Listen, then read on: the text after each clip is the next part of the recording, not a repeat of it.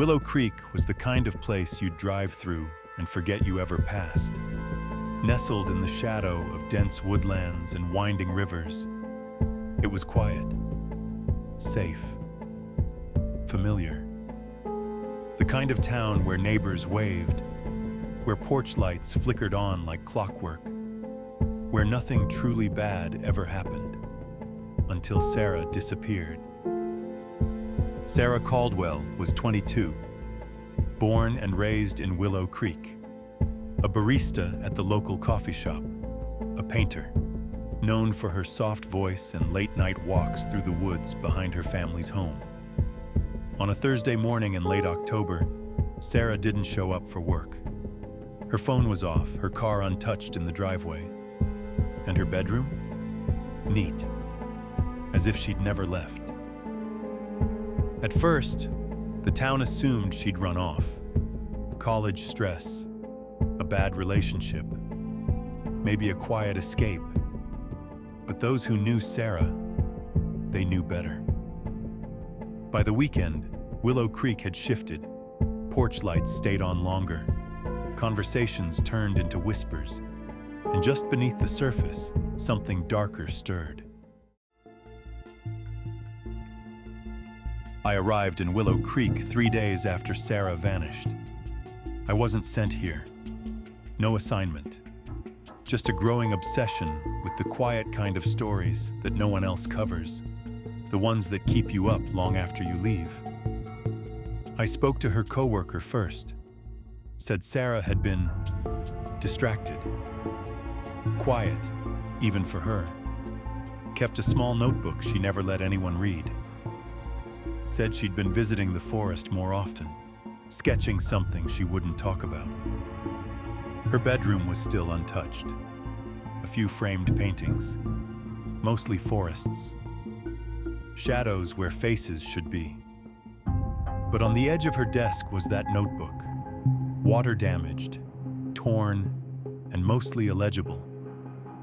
Only a few entries remained. One caught my eye.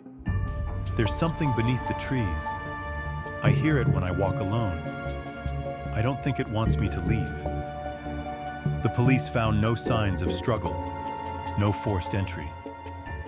But they did find something near the trail behind her house. A ring of stones in the clearing, arranged in a pattern that looked deliberate. In the center, a carving, faint, worn with time. A spiral encircled by marks no one could identify.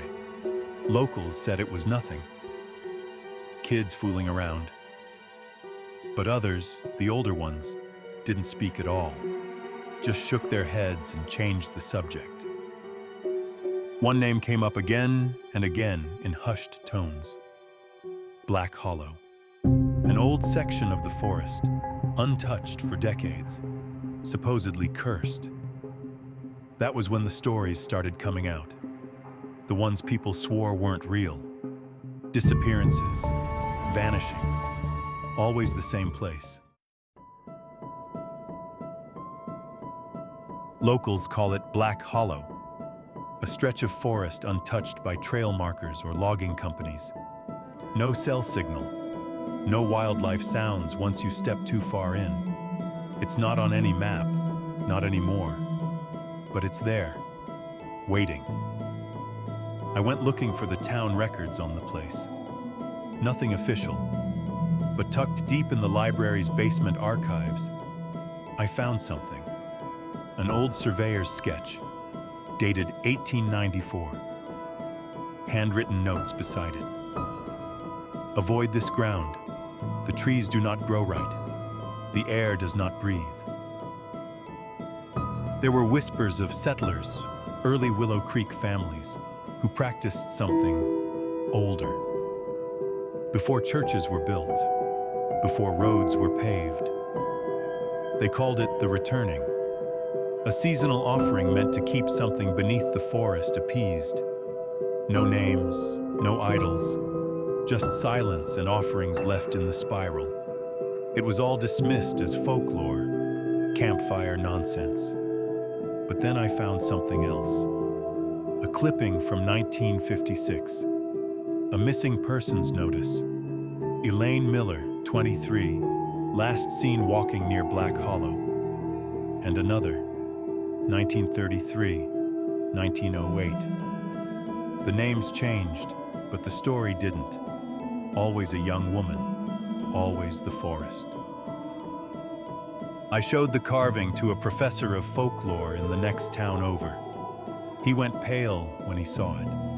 Said it resembled a glyph found in Celtic burial sites, meant to represent something sealed, not worshipped. He only had one question for me. Has anyone broken the circle?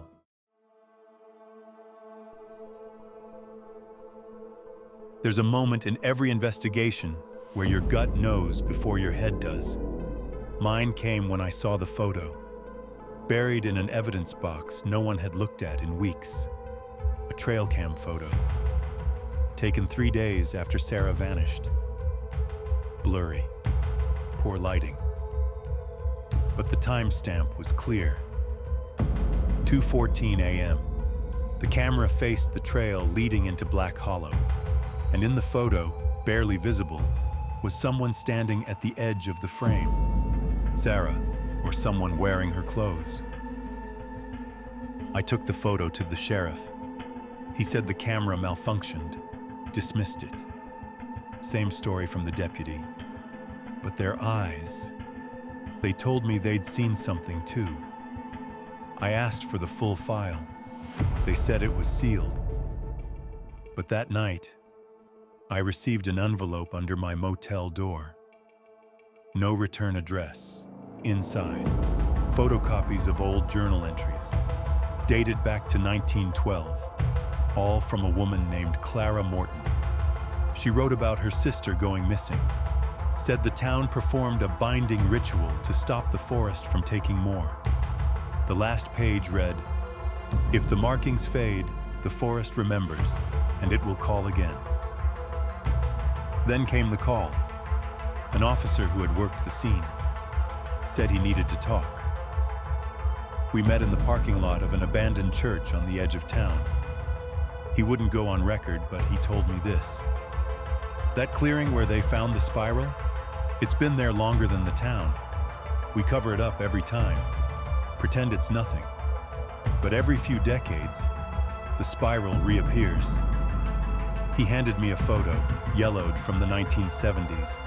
Another missing girl, same spot, same pattern, same spiral.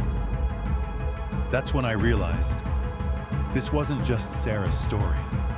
This was a cycle, a ritual, a town built around forgetting, around silence, around survival, and someone had broken the circle.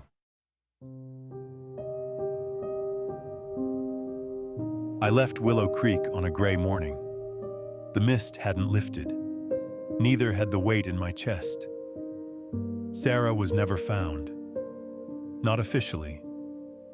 Not in a way that matters to records, to press releases, or to the comforting stories people tell themselves when they lock their doors at night. But I know where she went. I saw the spiral, carved anew. I felt the cold in that clearing, like the forest itself was breathing, like it was waiting for someone else. The town doesn't talk about it now. They never did. Life moves on, coffee shops reopen, streetlights hum at dusk. Children play near the edge of the woods, but never past the tree line. And at night, when the wind shifts, the old ones still leave offerings. Quiet ones, coins, ribbons, pieces of chalk, like the ones Sarah used when she walked alone. I went back one last time. To the library, the archives. The oldest map I could find didn't call it Willow Creek. It called it something else. Ward's Hollow. A place not built for living, but for sealing.